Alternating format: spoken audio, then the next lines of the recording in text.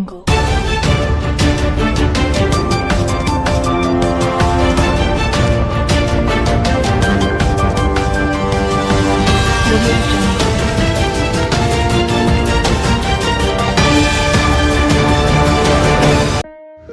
मैं हूं अशोक श्रीवास्तव और आप देख रहे हैं मीडिया दस्तक न्यूज़।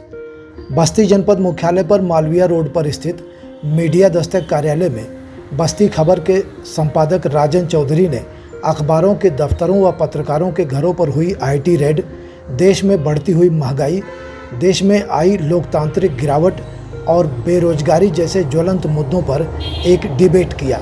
इसमें पत्रकार और व्यापारी नेता शामिल हुए। सभी ने स्वतंत्र रूप से अपने विचार रखे।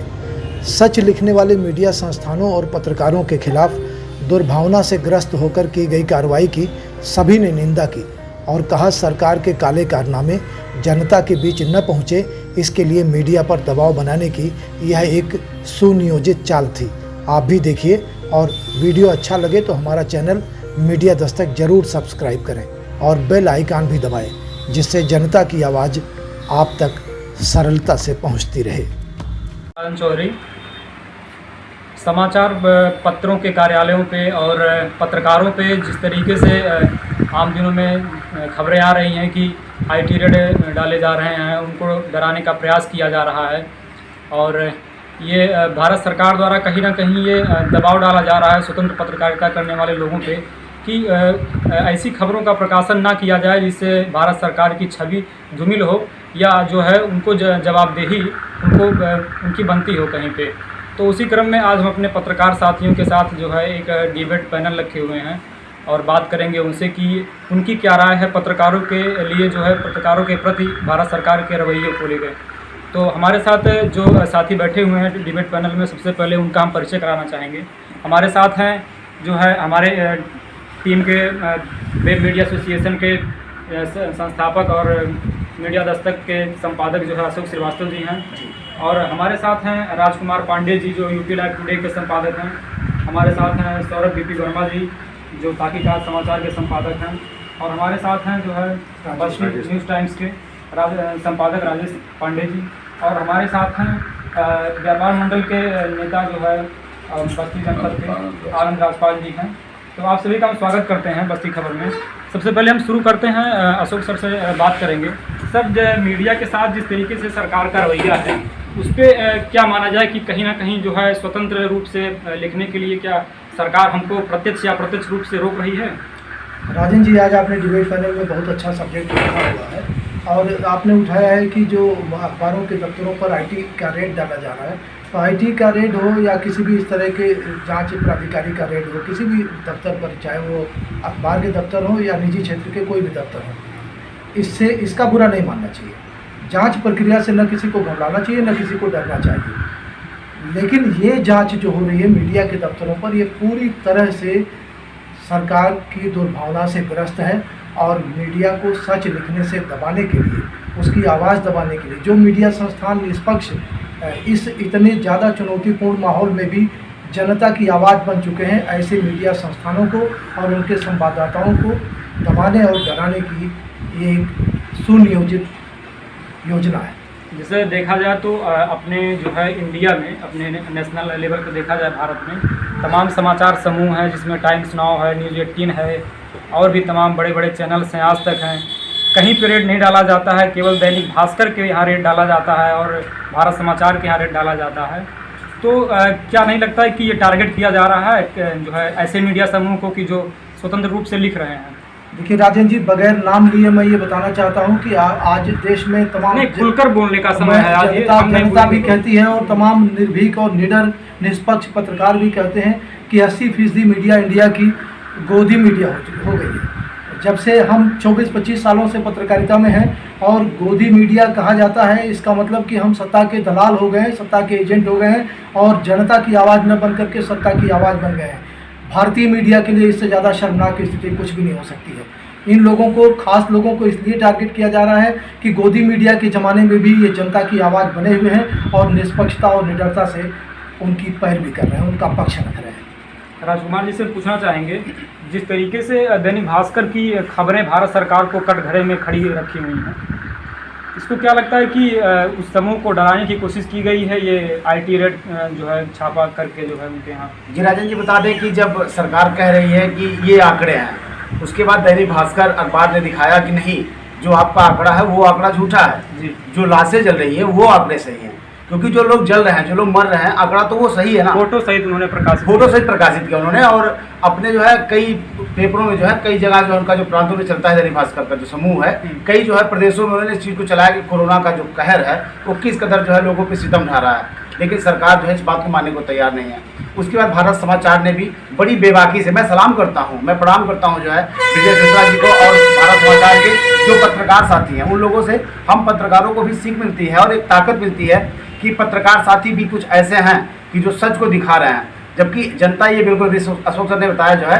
कि जनता जो है मीडिया के लोगों का सम्मान करती थी, आज वही बड़े पैमाने पर जनता कह रही है कि मीडिया सत्ता और सरकार के गोद में बैठकर खेल रहा है। जो मीडिया वही लिख रहा है कि जो सरकारें कह रही हैं, ये शर्म की बात है। जबकि पत्रकारों का काम है, संस्थानों का काम है कि जो राजनीतिक पार्टियां हैं, जो सत्ता सरकार है, उनके आगे चले और उनका मार्गदर्शन करे, उनको बताए और समाज के अंतिम व्यक्ति तक वो योजनाएं पहुंचाए जो सरकार पहुंचाना चाहती है।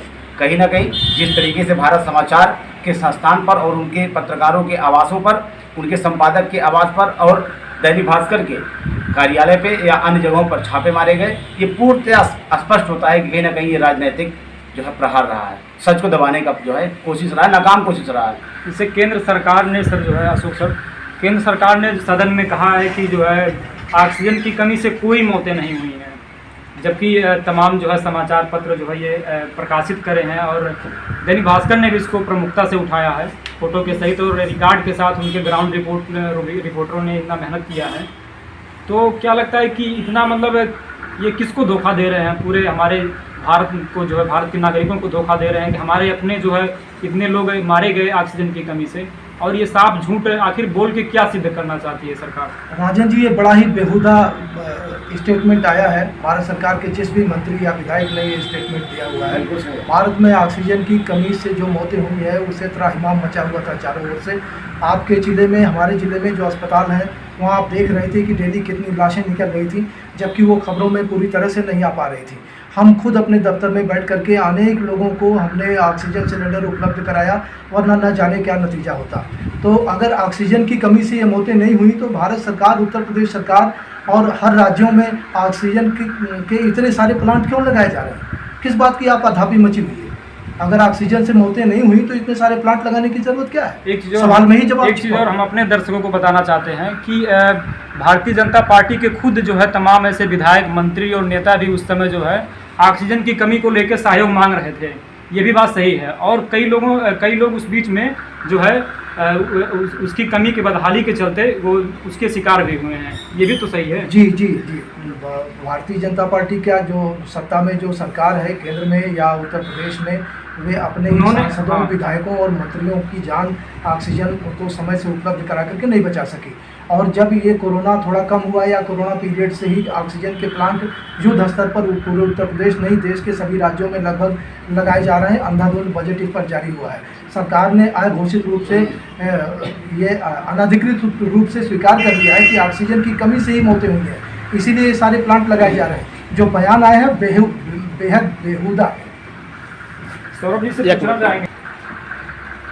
जी से पूछना चाहेंगे कि जिस तरीके से रेड मारी गई दैनिक भास्कर समूह पे और भारत समाचार पे, इनकी रिपोर्ट को देखा जाए तो इनकी रिपोर्ट से लगता है कि कोरोना के पहले काल में या दूसरे काल में इन्होंने वाकई में ऐसी खबरों का प्रकाशन किया जो किसी भी बड़े समाचार समूह में नहीं देखने को मिल रही थी।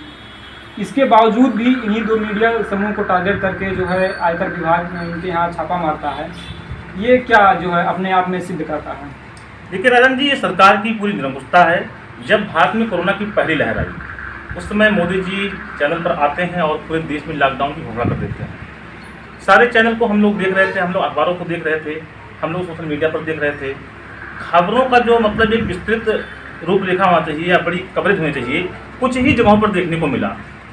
और इसी को टारगेट करके, जैसे मान लीजिए लॉकडाउन हो गया, प्लेन रुक गए, ट्रेनों को रोक दिया गया, तमाम रास्ते में जो है ट्रक ड्राइवर और तमाम प्रकार की गाड़ियों वाले भूख प्यास से जो है बेहाल थे। पैदल जो प्रवासी मजदूर काम कर रहे थे वो पैदल आ रहे थे। तो इन सब खबरों को प्रमुखता से कुछ अखबारों ने और कुछ चैनलों ने दिखाया। इसी को टारगेट करते हुए सरकार उन पर निशाना बना रही है। हम कहते हैं कि आप जो है, जब आपकी खबरें चलाई जाती हैं तभी आप छापा क्यों करवाते हो, तभी आपकी सीबीआई को जागती है, तभी आपके आयकर विभाग के लोग क्यों जागते हैं। आखिर आपका विभाग आयकर विभाग बनाया गया है, आप एयर कंडीशनर में बैठ करके मोटी तनख्वाह ले रहे हो, क्या करते हो साल भर आप? क्या आप उन कंपनियों की निगरानी नहीं करते हैं? तो ये सरकार की पूरी निरंकुशता है और सरकार जानबूझकर ये कदम उठा रही है ताकि सच बोलने वाले की आवाज़ को दबाया जा सके। हम पूछना चाहेंगे राजेश पांडे जी से, आपको क्या लगता है आपके पत्रकारिता करियर में क्या आपने ये कभी इस तरीके की स्थिति पत्रकारों के लिए जो बनी हुई है, भारत सरकार का रवैया जो है, क्या आपने देखा है ऐसा कभी जो है इतनी जो है पत्रकारों की जो है जो दशा? निसंदेह ये 25 साल में मैं पहली बार देख रहा हूँ। आज तक ऐसा नहीं हुआ और किसी भी सरकार ने ऐसा नहीं किया। जिसके खिलाफ समाचार छपता है वही कार्रवाई करता है, लेकिन सवाल इस बात की कार्रवाई अगर उनको करनी है पहले से कार्रवाई करनी चाहिए। चाहे भास्कर हो चाहे भारत समाचार हो और भी चैनलों पर इनको छापा डालना चाहिए तो कार्रवाई करनी चाहिए थी।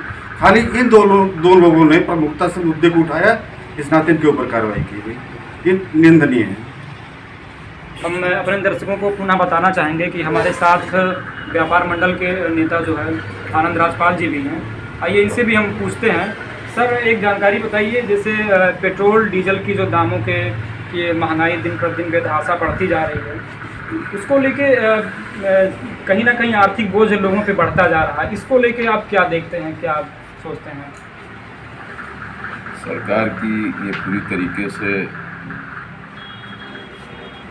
जो कहते हैं कि एकदम से पूरी तरीके से फेल हो चुकी है सरकार का जो ये एक पेट्रोल खरीदने का जब ये आए थे तब इन्होंने एक बात कही थी कि हमको हमारा ये सौभाग्य है कि हमारे आते ही जो इंटरनेशनल मार्केट में है वो पेट्रोल के और डीजल के दाम गिर गए हैं। लेकिन इन्होंने पेट्रोल और डीजल के दाम न गिराने के बजाय उसको बढ़ाते चले गए और आज इन्हीं के लोग ये कहने लग गए हैं कि साहब हमको तो 200 रुपये का भी अगर पेट्रोल और डीजल मिलेगा तो भी हम लेंगे। ये शर्मनाक बात है।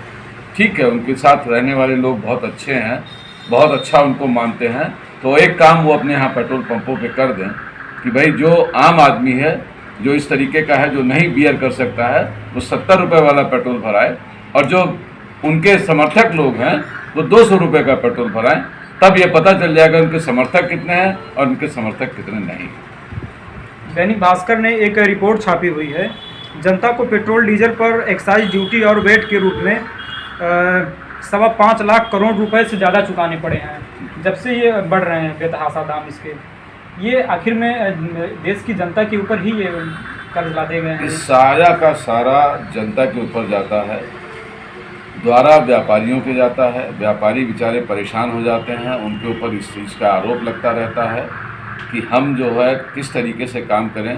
सरकार पहले तो इस तरीके से चलती थी कि जो सरकार जब दाम बढ़ाती थी तब वो बताती थी कि हम दाम बढ़ा रहे हैं। अब तो पता ही नहीं चलता है, जब से सरकार आई है ये भी नहीं जानकारी होने पाती है कि आज दाम कितना और बढ़ेगा। ऑटोमेटिक आते हैं और पेट्रोल पंप पे दाम 30 पैसा, 40 पैसा, 50 पैसा, 5 रुपये तक का इस तरीके से दाम बढ़ा दिए जाते हैं। जिस तरीके से बढ़ रही है महंगाई, जैसे पेट्रोल डीजल के दाम तो बढ़ ही रहे हैं, उसके अलावा खाद्यान्न में भी क्या आपको लगता है कि महंगाई बढ़ी हुई है आम दिनों की अपेक्षा? पूरी तरीके से महंगाई पूरी तरीके से बढ़ा दिया इन्होंने। इसका सबसे बड़ा असर, जैसे पेट्रोल और डीजल के दाम बढ़ते हैं तो हर चीज़ों के दाम ऑटोमेटिक बढ़ जाते हैं जी। और सरकार का उसके ऊपर कोई अंकुश नहीं रह गया है। आज हम लोग इस चीज़ को रो रहे हैं कि जैसे अगर पत्रकारों के ऊपर इस तरीके का हमला हुआ है, तो मैं एक बात कहना चाहूँगा कि बहुत साल पहले कांग्रेस गवर्नमेंट ने एक इमरजेंसी लागू किया था और उस इमरजेंसी में भी ये पोजीशन नहीं थी कि किसी पत्रकार के ऊपर कोई हमला हो, किसी के ऊपर इस तरीके की जांच हो। लेकिन ये जो सरकार है इसने इस तरीके का काम किया है कि उस इमरजेंसी से भी बदतर काम ये कर रही है। ऐसी स्थिति खड़ी हो गई है देश में। बिल्कुल, पूरी इस तरीके की स्थिति यहाँ पे खड़ी हो गई है कि उससे भी बदतर स्थिति, उस इमरजेंसी से भी बहुत बदतर स्थिति यहाँ खड़ी हो गई है और जिसकी वजह से पूरी देश की जनता त्राही त्राही कर रही है। हम फिर से दोबारा अशोक सर के पास आएंगे। अशोक सर से पूछना चाहेंगे कि जैसा कि WHO ने जो है एक अपना आंकड़ा जारी किया कि भारत में जो कोरोना के द्वारा जो मृतकों की संख्या है वो उसमें एक ऐसी भी संख्या है कि दोगुनी संख्या है जिसका कोई प्रमाण रिकॉर्ड नहीं है, आधिकारिक रिकॉर्ड। वो रिकॉर्ड ऐसे हैं कि कोरोना में गांव में जो जिन लोगों को कोरोना हुआ, कोविड हुआ, वो लोग एक्सपायर कर गए और उनकी ना कहीं जो है सरकारी दस्तावेज में कहीं रिकॉर्ड में दर्ज हुए या कहीं और नहीं दर्ज हुए। तो सरकार जैसे कहती है कि ऑक्सीजन से कोई जो है मृत्यु नहीं हुई, ऑक्सीजन की कमी से, तो इस कोविड से होने वाली मौतों का जो रिकॉर्ड है, जो वैश्विक लेवल पे लोगों को दिखा रहा है कि हमारे यहाँ मतलब इतने ही कम लोग मरे होंगे, लेकिन ये रिकॉर्ड WHO कहता है, अनुमान लगाता है दोगुने तिगने होंगे। ये रिकॉर्ड छुपाने का क्या आखिर में अर्थ है? ये क्या सिद्ध करना चाहती है सरकार? रिकॉर्ड दुगने तिगुने नहीं होंगे राजन जी। जिस तरह हम सभी लोग पत्रकार हैं, अपने गांव और अपने ज़िले को अच्छी तरह से देख रहे हैं। जितनी मौतें हुई हैं उसकी 10 गुनी मौतें कोरोना काल में चाहे कोविड से हुई हो या कोई कारण रहा हो, लेकिन अस्पताल में लोग एडमिट नहीं हुए, किसी को स्वास्थ्य सेवाएं नहीं मिली, कोई कोविड से चला गया, हाथ धो बैठा अपनी ज़िंदगी से, और कोई बगैर कोविड के ज़िंदगी से चला गया। अगर कोविड नहीं होता या कोविड के इंतज़ाम होते और सरकारी अस्पतालों में OPD बंद नहीं हो गई होती तो ये मौतों का आंकड़ा इतना ज़्यादा नहीं होता। निश्चित रूप से मौत के आंकड़े भारतवर्ष में छिपाए गए हैं, गलत बताए जा रहे हैं। जी सर, आप कुछ कहना चाह रहे हैं? राजनी, देखिए, लेखक सुहेल ने लिखा है कि जो निष्पक्ष पत्रकार होता है वो विपक्ष से कहीं ज़्यादा मजबूत और प्रतिभाशाली होता है। अभी जिस तरीके से पत्रकारिता का दौर चल रहा है, जो बहुसंख्यक पत्रकार हैं जो अपने आप को बड़ी मीडिया संस्थान बताते हैं, बड़े TV चैनल बताते हैं, और है भी कहीं ना कहीं हम लोग भी बाय मीडिया एसोसिएशन से हैं, और बाय मीडिया ने भी अपना बहुत सारा प्रभाव जो है फैलाया है। बाय मीडिया की पहुंच देश के लोगों तक पहुंची है, कोने कोने तक पहुंची है। लेकिन फिर भी अगर कुछ लोग बता रहे हैं कि हम बड़े मीडिया संस्थान हैं, वो लोग कहीं ना कहीं जो सत्ता के इशारों पे काम कर रहे हैं, सत्ता के इशारों पर जो है खबरें दिखा रहे हैं, ऐसा उनको भी नहीं करना चाहिए। इसलिए नहीं करना चाहिए क्योंकि उन्हें ये याद रखना चाहिए कि जब आपातकाल लगा था तो नई दुनिया अखबार ने अपना संपादकीय पेज प्लेन छोड़ दिया था, खाली छोड़ दिया था। ऐसा पहली बार हुआ था इतिहास ऐसा में। पहली बार हुआ था राजा जी कि जब नई दुनिया अखबार ने अपना पेज जो है संपादकीय का पेज प्लेन छोड़ दिया था। उसके बाद फिर से चुनाव होता है, इंदिरा गांधी जी हार जाती हैं, लेकिन नई दुनिया कहीं ना कहीं जो है देश के प्रतिष्ठित अखबारों में नंबर 1 पर आता है। वही स्थिति है आजकल बनी हुई है क्या? हाँ, तो बिल्कुल, जब दौर बदलेगा, सत्ता सरकारें तो आएंगी जाएंगी, ये दौर भी बदल जाएगा, वक्त ही तो है, कट जाएगा। लेकिन भारत समाचार और दैनिक भास्कर या ऐसे जो भी पत्रकार हैं या ऐसे जो भी संस्थान हैं जो समाज के अंतिम व्यक्ति की बात को सरकार तक पहुंचाना चाह रहे हैं और बताना चाह रहे हैं कि सरकार जो सत्ता सरकार जो बताना चाह रहे हैं कि जो आपके आंकड़े हैं वो झूठे हैं, हकीकत कुछ और है। कहीं ना कहीं हम लोगों ने भी अपने तमाम पत्रकार साथियों को खोया है, और अस्पतालों के बाहर स्पष्ट लिखा था कि ऑक्सीजन नहीं है, कृपया करके कहीं और दिखा दी, चाहे वो सरकारी अस्पताल रहे हो चाहे प्राइवेट अस्पताल रहे हों। हम लोगों ने भी अपनों को खोया है, अपने पत्रकारों को भी खोया है, अपने रिश्तेदारों को भी खोया है, और ऑक्सीजन की कमी से ही खोया है। डॉक्टरों ने स्पष्ट बताया था कि ऑक्सीजन नहीं है। फिर सरकार कैसे कर सकती है? उनकी जो मौतें हैं उनको आप झुठला रहे हैं, उनकी मौत कैसे हो गई? ये बड़ा सवाल है। इसलिए सरकार को सोचना चाहिए और समझना होगा सरकार को कि पत्रकार थे, पत्रकार हैं और पत्रकार रहेंगे। निष्पक्ष पत्रकारिता हमेशा रहेगी। सौरभ जी, हम आपसे पूछना चाहेंगे कि जैसे मान लिया जो दो मीडिया समूहों के साथ जो कृत्य किए गए हैं, इसको लेके कहीं ना कहीं हम जैसे लोग जो पत्रकारिता कर रहे हैं स्वतंत्र रूप से, और पोर्टलों पे हम लोग लिख रहे हैं, सोशल मीडिया का प्रयोग कर रहे हैं स्वतंत्र पत्रकारिता के लिए, तो क्या इसमें पब्लिक के बीच में क्या संदेश देना चाहिए कि उनको भी हम लोगों के साथ खड़ा होना चाहिए? क्योंकि ये स्थिति उत्पन्न हो रही है, अगर एकजुट नहीं होंगे हम लोग तो इससे भी स्थिति भयावह हो सकती है। क्या मानना? जी देखिए, पत्रकारिता का जो दौर चल रहा है बहुत चुनौतीपूर्ण है। इसमें बिल्कुल समाज को और समाज के अग्रणी लोगों को पत्रकारों के साथ आना चाहिए। जिस तरह से इन समूहों को और ऐसे पत्रकारों को जो निष्पक्ष लिख रहे हैं उनको टारगेट किया रहा है, निश्चित तौर पर ये आने वाले दिनों में बहुत बड़ा नासूर बनकर उभरेगा। आज आप देख रहे हैं तमाम ऐसे पत्रकारों को जेल भेज दिया गया। अभी जो है हाथरस की घटना हुई थी, कई पत्रकारों को गिरफ्तार कर लिया गया, वहाँ पर जाने नहीं दिया गया।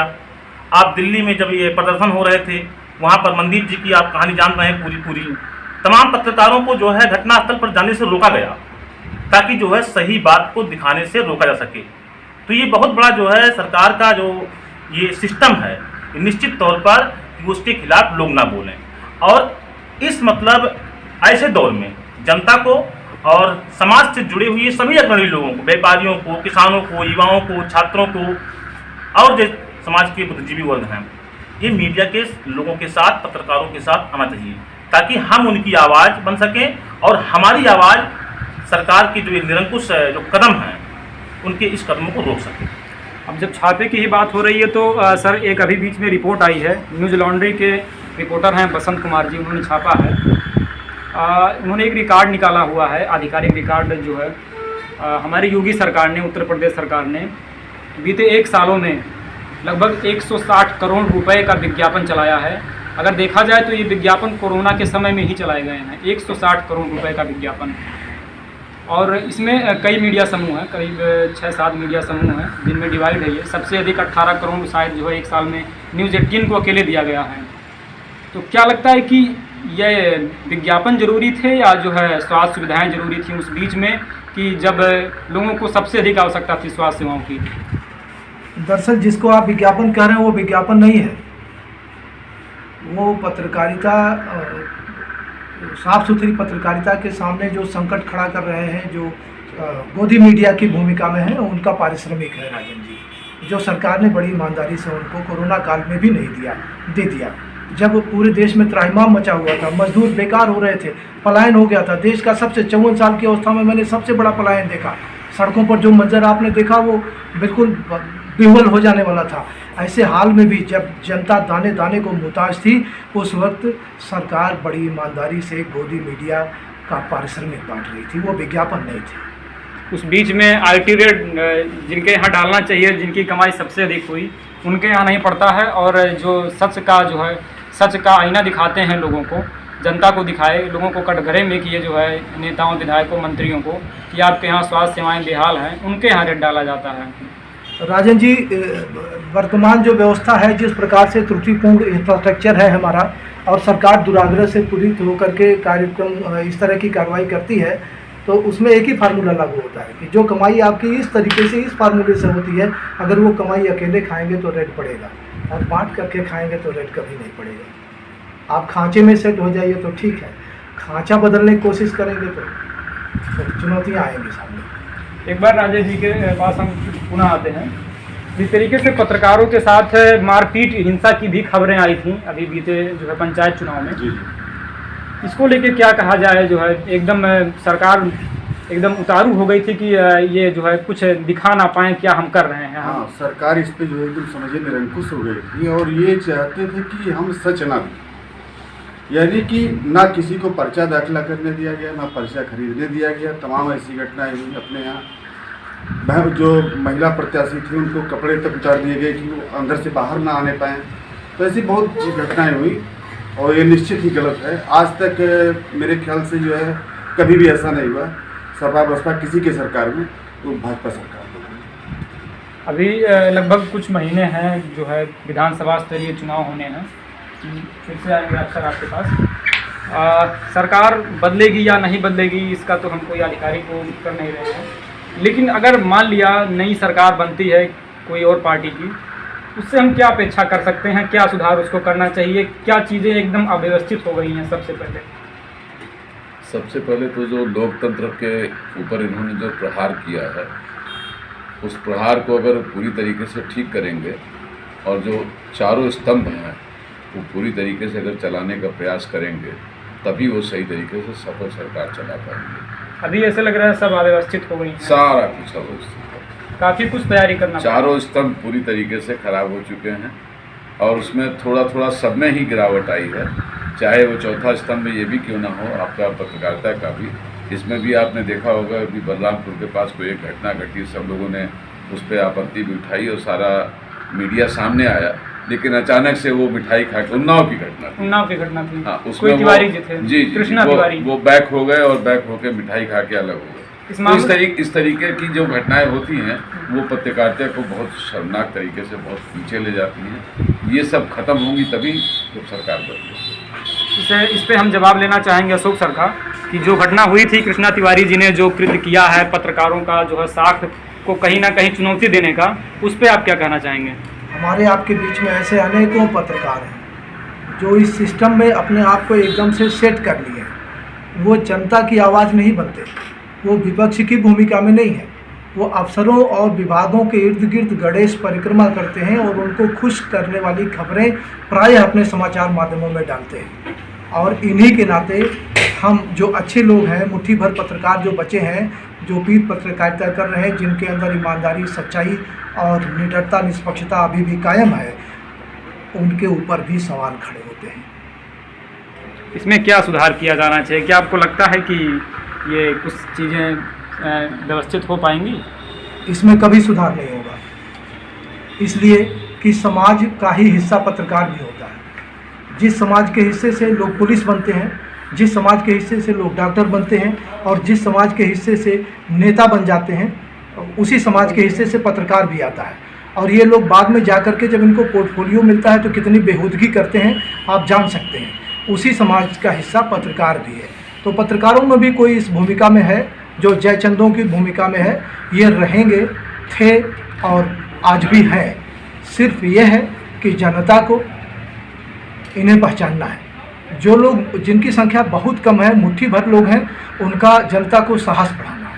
जो सच को सच और झूठ को झूठ कहने का मादा रखते हैं, जिनके छाती में इतना दम है कि वो इस तरह की पत्रकारिता कर रहे हैं, उनका हमें उत्साहवर्धन करना होगा।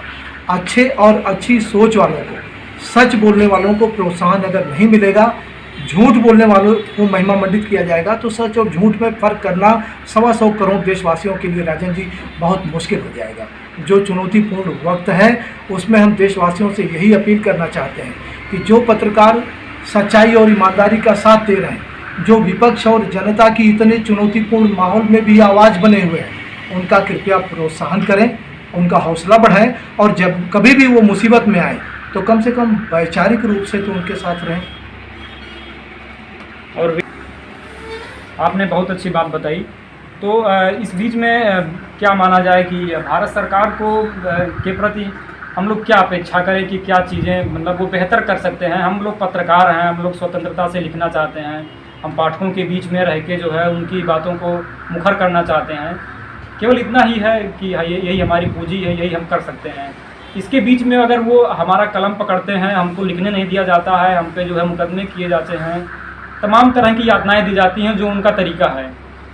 इसमें क्या लगता है कि उनको सुधार करना चाहिए कहीं ना कहीं? राजन जी, बहुत अच्छा सवाल किया आपने और मैं थोड़ा सा विषयांतर या विषय से ही संबंधित समझ लीजिए। मैं एक बात बताना चाहता हूँ आपको कि साल 2014 में बिहार में एक नेताजी का भाषण आया था जो फ़कीर के नाम से पूरे विश्व में विख्यात है। उन्होंने एक राजनीतिक मंच से 3 राजनीतिक दलों के राष्ट्रीय अध्यक्षों को 3 इडियट कहा था। और उस वक्त मैंने समझ लिया था कि अब भारत का भविष्य किधर जा रहा है, भारत की राजनीति किधर जा रहा है और भारत का लोकतंत्र अब कितना सम्मानित तरीके से जीवित रह पाएगा बीच में। ये उसका एक ट्रेलर था। उसी दिन से मैंने समझा था कि लोकतंत्र पार्ट 2 की शूटिंग शुरू हो गई है। जो 14 में सरकार बनी, 19 में सरकार बनी और 125 करोड़ देशवासियों को अगर समझ में नहीं आया तो 2024 में भी एक बार सरकार बनेगी। आप जानते हैं, सभी लोग जानते हैं कि दशा बदलने में 10 साल का वक्त लगता है और ये लोकतंत्र पार्ट 2 की शूटिंग 2014 में शुरू हुई है, 2024 में पूरी होगी। अगर इस पर लगाम नहीं लगाया गया, जनता ने इन बातों को अच्छी तरीके से समझा नहीं, तो बस आप अपने जीते रहने को सरकार का सबसे बड़ा उपहार मानेंगे और इसी को सबसे बड़ा उपहार विकास मानेंगे। एक अंतिम सवाल पूछेंगे हम राजकुमार जी से। जिस तरीके से प्रचार प्रसार सरकारों द्वारा हो रहा है, हम ये कर दिए, वो कर दिए, नंबर 1 हो गए, जो स्थिति बनी हुई है, महामारी के बाद जो है भयंकर त्रासदी का समय आ गया, उसके बाद लोगों के रोज़गार चले गए, बेरोज़गारी तो थी ही, दोगुनी तिगुनी रफ्तार से जो है और अधिक बढ़ गई।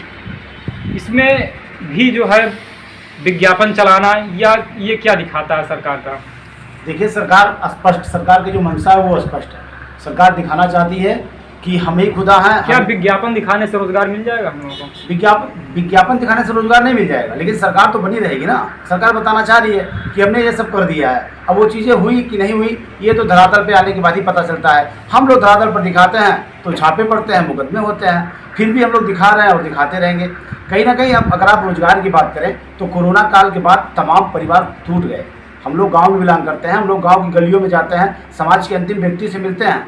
आज भी वो लोग कहीं ना कहीं जो है खाने के लिए और पीने की चीज़ों के लिए मोहताज रहते हैं, क्योंकि उनका रोजगार चला गया। लोग पलायन कर गए, जो है शहरों से गांव पे आए, तमाम असुविधाएं हुई, तमाम दिक्कतें हुई। कहीं ना कहीं सरकार को चाहिए कि हम जो विज्ञापन में या जो ऐड में पैसा खर्च कर रहे हैं, जिन समाचार पत्रों को अपना मुखपत्र बना रहे हैं, ये पैसा हम अगर समाज में खर्चा करेंगे, ये पैसा अगर हम जनता में खर्च करेंगे, देश के लोगों में खर्च करेंगे, अपने देश के लोगों में खर्च करेंगे, तो ऑटोमेटिक लोग जानेंगे कि सरकार ने हम तक ये सुविधाएं पहुंचाई हैं, व्यवस्थाएं पहुंचाई हैं, हमें किसको मत करना है, किसको मत नहीं करना, ये लोग तय कर लेंगे। लेकिन अब तो सरकारें कहीं ना कहीं टीवी और चैनल के माध्यम से और समाचार पत्रों के माध्यम से ये तय करवाती हैं कि नहीं ये बेहतर है। बहुत अच्छी बात। हाँ सर, देखिए, बेरोजगारी का बार बार मुद्दा आ रहा है राजन जी, आप उठा रहे हैं, बहुत ही ज्वलंत मुद्दा है देश में। और ये शायद हमारी याद में, हमारी जानकारी में इस देश में जितनी सरकारें बनी हैं, बेरोजगारी और महंगाई को न कंट्रोल करने वाली सबसे प्रमुख सरकार है ये, सबसे ज़्यादा फेल ओवर सरकार है ये। और दो कारण हैं इसके, जीएसटी और नोटबंदी। जीएसटी और नोटबंदी की वजह से जो आर्थिक मंदी आई है, बेरोजगारी उसी के नाते तेज़ी से बढ़ी है। जीएसटी लागू किया गया, देश में वस्तु एवं सेवा कर प्रणाली लागू है, आप जानते हैं, लेकिन इसके लागू करने का जो स्वरूप होना चाहिए वो भारत सरकार ने आज तक उसका होमवर्क नहीं किया, उसका कोई रोड मैप नहीं तैयार किया, बस आपाधापी में लागू हो गया और आज तक चल रहा है। उसी तरह से सबसे बड़ी मूर्खतापूर्ण फैसला नोटबंदी का था। इन दोनों फैसलों ने भारत का बेड़ा गर्क किया है, और जो बेरोजगारी और महंगाई आई है, कहीं न कहीं ये सबसे बड़ी वजह है। महंगाई की बात आप कर रहे हैं तो डीजल और पेट्रोल दो ऐसे पदार्थ हैं जिनके कारण हमारी रोज़मर्रा की ज़रूरतों की चीज़ें भी ज़्यादा महंगी हो जाती हैं। और जब इस देश में वस्तु एवं सेवा कर प्रणाली लागू है तो हम सरकार से सवाल करना चाहते हैं कि डीजल और पेट्रोल उस श्रेणी में क्यों नहीं लाया जा रहा है। अभी देख लीजिए, सारे के दाम आधे हो जाएंगे और जनता खुशहाल हो जाएगी, सब अमन चैन से रहने लगेंगे, उसी के नाते और भी चीज़ों के दाम घट जाएंगे। नहीं, सरकार को लगता है कि ये जो है कोल्हू है, जितना पेरा जाए जो है जनता को उतना रस निकलेगा, ऐसा तो जनता तो गन्ना ही है, जनता गन्ना है, और इस देश का जो सिस्टम, करप्टेड सिस्टम जो है वो कोल्हू है। तो इसमें जितनी जनता का जितना लहू चूसा जा सके उतना चूसा जाए। इसमें चाहे मीडिया का प्रयोग करना पड़े, चाहे इंफ्रास्ट्रक्चर का प्रयोग करना पड़े। आप बताइए, ये सरकार आई है, भ्रष्टाचार को जीरो टॉलरेंस का नारा देकर के आई थी, क्या भ्रष्टाचार घटा या बढ़ा है? 4 गुना भ्रष्टाचार बढ़ा है। अच्छा, एक जो ट्रेंडिंग मुद्दा है, अभी देखिए आपने ये नाम लिया है, इंफ्रास्ट्रक्चर और टेक्नोलॉजी। अभी जो पेगासस, जो स्पाईवेयर सॉफ्टवेयर की बात हो रही है, ये कोई सोच सकता था, ये अप्रत्याशित था कहीं कि भारत सरकार जासूसी भी कर रही है, पत्रकारों की करवा रही है, नेताओं की करवा रही है। इसको देख के कहीं ना कहीं ये बहुत बड़ा मामला हो सकता है। अगर ये बात सही है तो क्या कहना चाहते हैं? ये बहुत ही निंदनीय खबर है। इसमें अगर सच्चाई है तो निश्चित रूप से ये जो ऐसे पत्रकार हैं जो भारत सरकार की मुट्ठियों में नहीं आ रहे हैं, जो उनकी गोद में नहीं बैठ पा रहे हैं, या जिनको गोदी मीडिया का तमगा नहीं मिल पा रहा है, उन पत्रकारों की फ़ोन टैपिंग करवा रही है सरकार। ये बहुत ही ज़्यादा निंदनीय है, निजता का हनन है और अभिव्यक्ति की आज़ादी पर कुठाराघात। चलिए, बहुत बहुत धन्यवाद, आप लोगों ने बस्ती खबर को जो है समय दिया। राजन जी, जो हमारे पूर्वज थे, जो पत्रकार हमारे पुराने साथी थे, वो कहा करते थे कि जब हम कहीं ऑफिसों में जाते थे, जो अधिकारी होते थे, जब उनसे पूछते थे कि समाज के लोगों तक क्या व्यवस्थाएं पहुंची हैं, जब हम कहीं पूछते थे, सवाल पूछते थे, तो अधिकारी कहता था कि आंखों में आंखें डालकर बात करते हो, लगता है पत्रकार हो क्या। हम सबको ये चीज़ बनाए रखना होगा। बस मैं यही कहना चाहता हूँ मीडिया संस्थानों से, अपने लोगों से। बहुत बहुत धन्यवाद, आप लोगों ने बस्ती खबर को समय दिया, और धन्यवाद।